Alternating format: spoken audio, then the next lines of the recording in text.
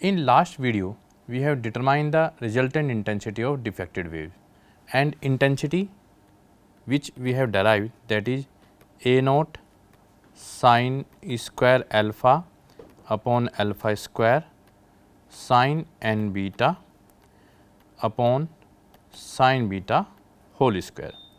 Now, we want to determine the distribution of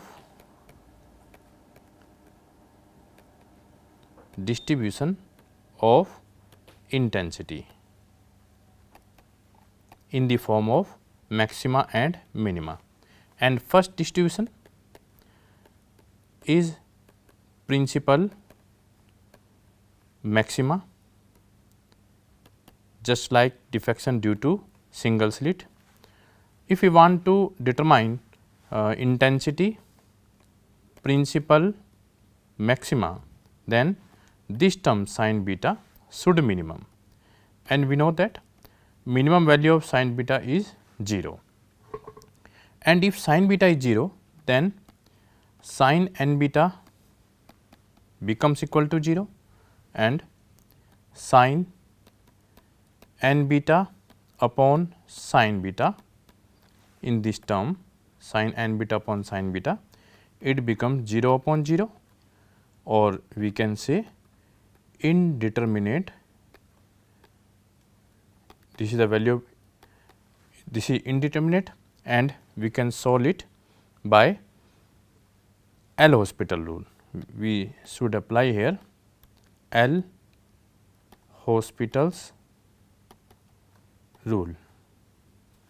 We know that if sin beta is 0, this is the main condition for intensity principal maxima, then beta should be plus minus n pi, or if we apply L'Hospital rule, then limit beta tends to plus minus n pi d upon d beta sin n beta upon d beta sin beta.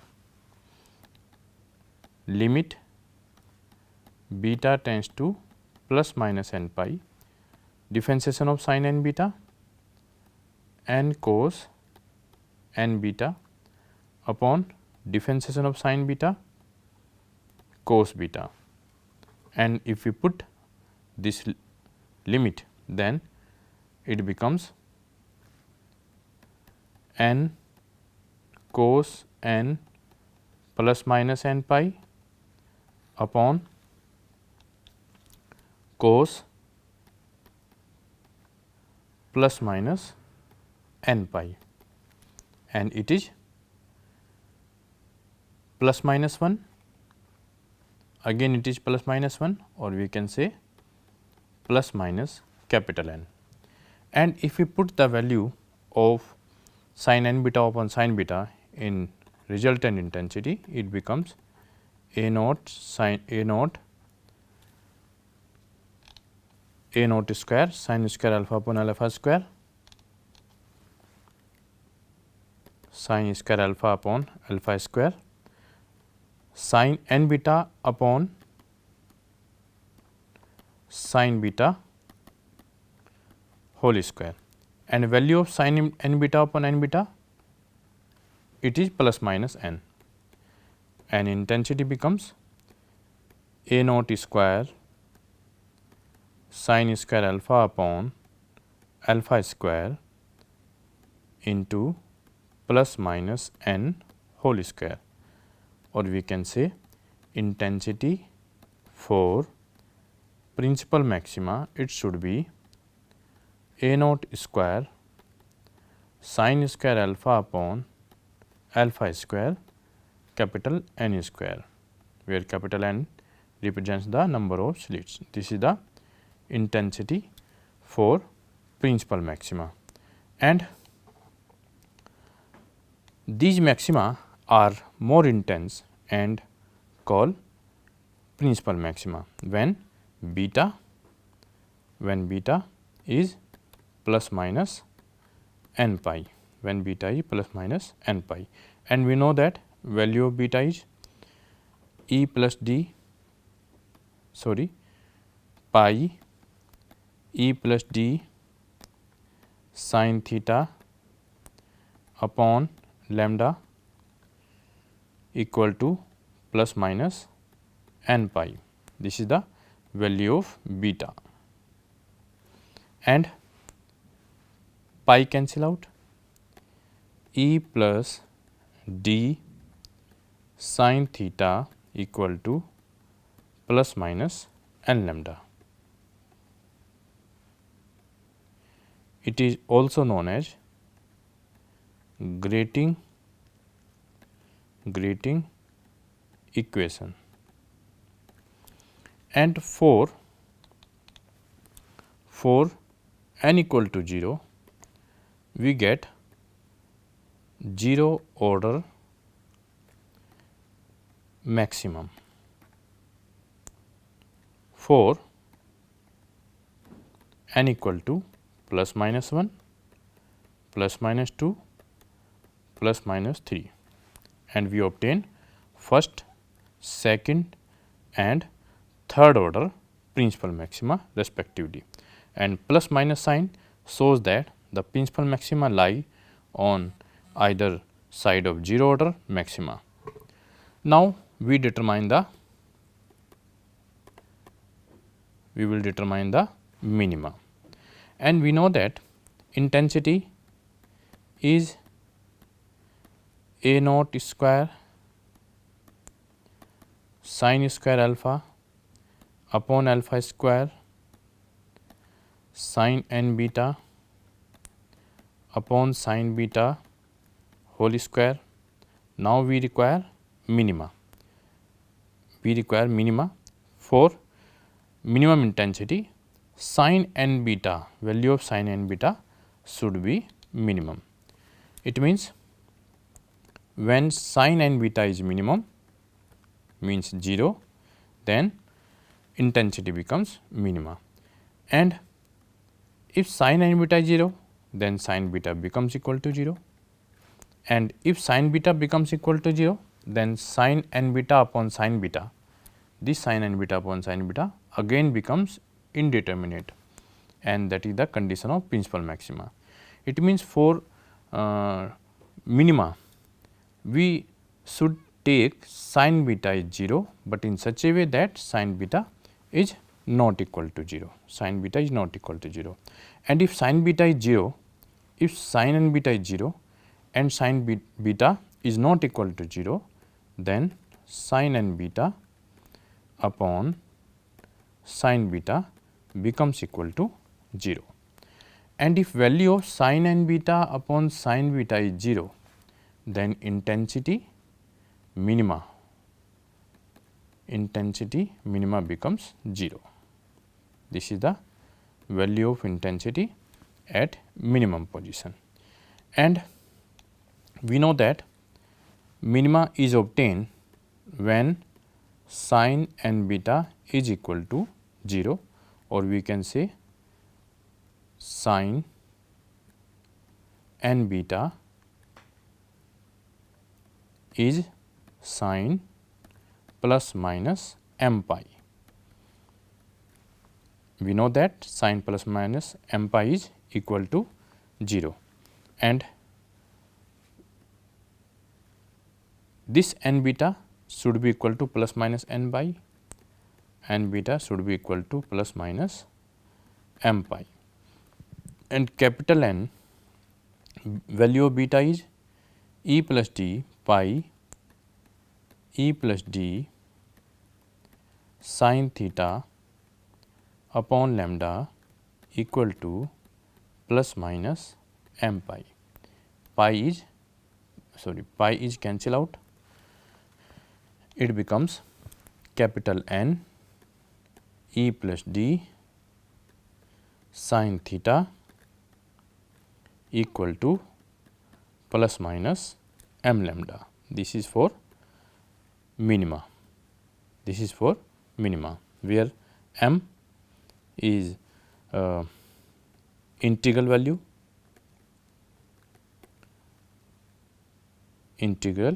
values except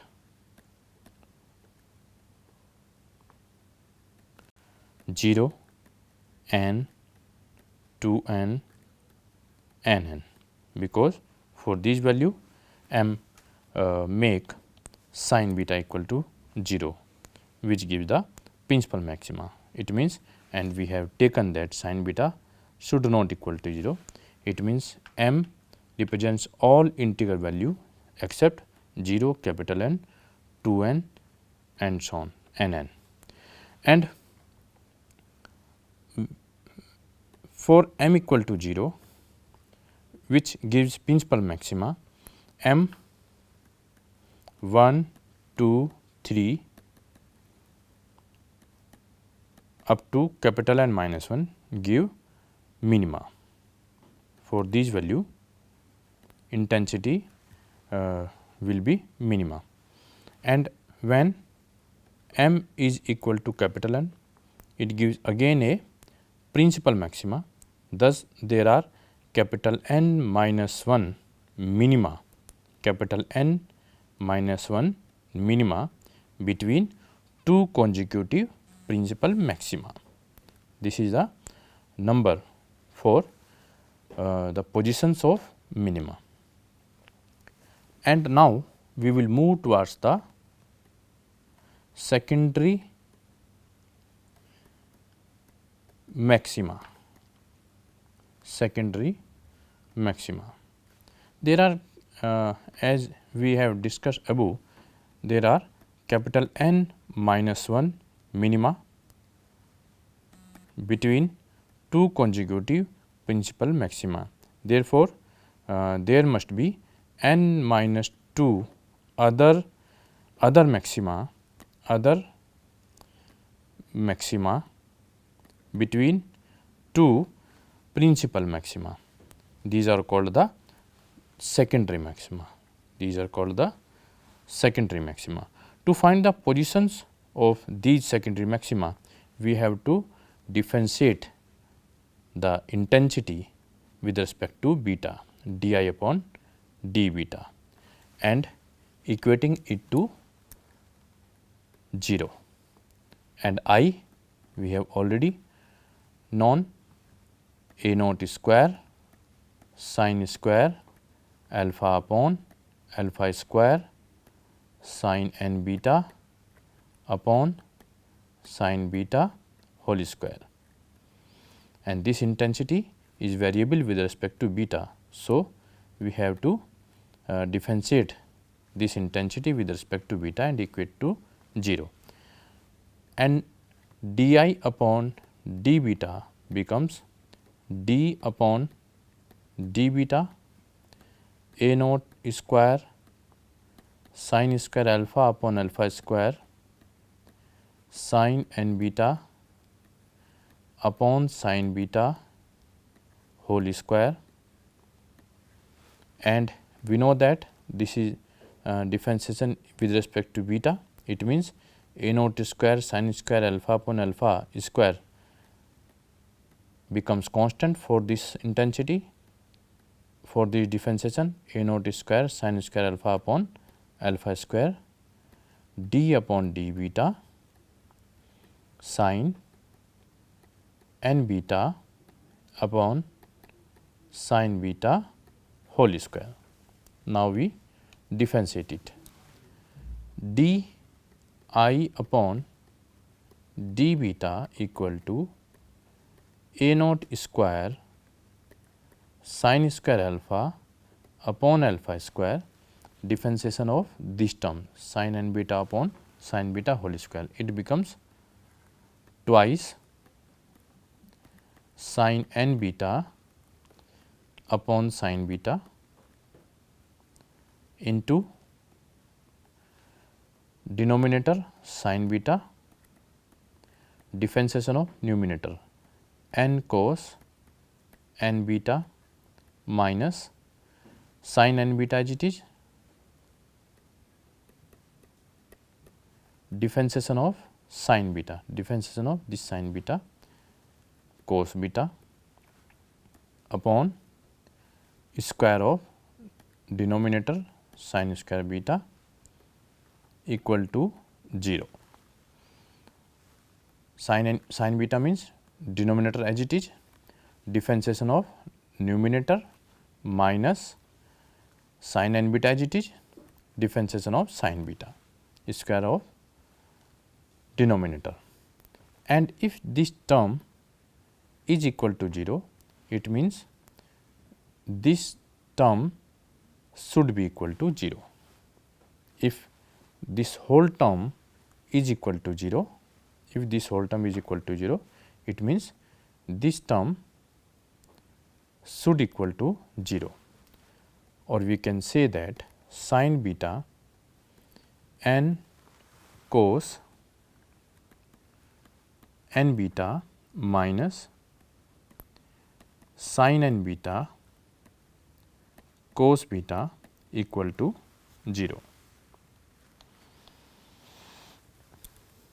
or n sin beta cos n beta equal to this sin n beta cos beta, or we can write n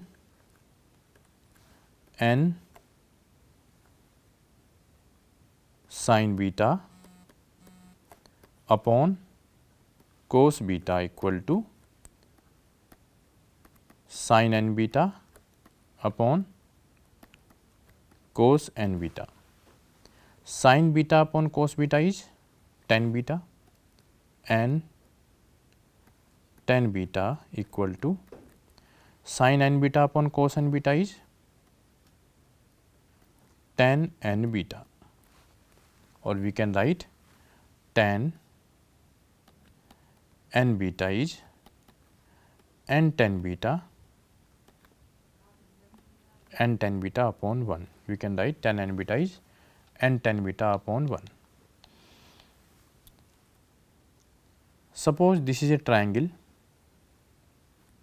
this angle is n beta, and n tan beta upon 1 means this side is n tan beta, this side is 1, and this side should be 1 plus n square tan square beta.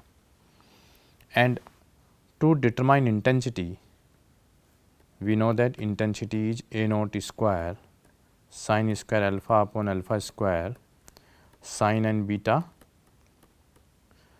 upon sin beta whole square. In this intensity, to determine intensity, this intensity, we require sin n beta. It means we have to determine sin n beta from this triangle, and sin n beta should be n tan beta upon under root 1 plus n square tan square beta, n tan beta upon under root 1 plus n square tan square beta. Now, we should put the value of this sin n beta in this equation, and intensity becomes, and when we put the value of the sin n beta in this equation, then this intensity becomes intensity secondary maxima, and that should be equal to A naught square sin square alpha upon alpha square, square of sin n beta means n square tan square beta upon under root 1 plus n square tan square beta whole square, and this sin beta, square of sin n beta upon sin square beta, we can write here. And now, the intensity secondary maxima becomes A naught square sin square alpha upon alpha square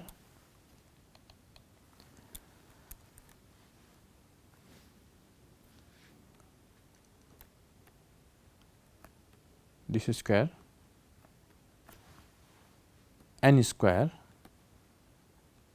tan square beta upon square of this square root, it becomes 1 plus n square tan square beta sin square beta,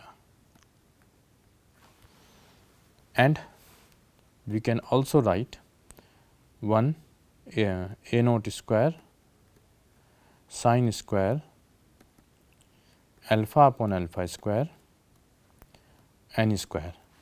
Tan square beta we can write sin square beta upon cos square beta 1 plus n square, again tan square beta should be equal to sin square beta upon cos square beta into sin square beta. Now, this sin square beta cancel out and it should be intensity secondary maxima is a naught square sin square alpha upon alpha square n square upon cos square beta. If we take LCM, cos square beta plus n square sin square beta,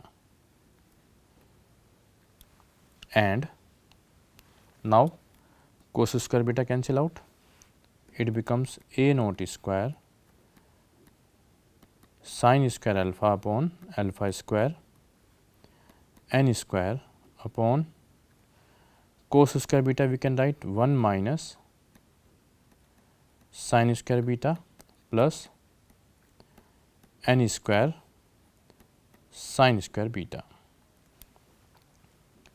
Now, intensity secondary maxima is a naught square sin square alpha upon alpha square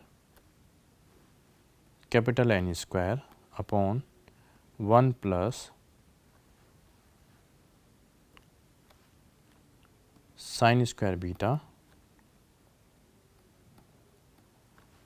n square minus 1 n square minus 1. This is intensity for secondary maxima,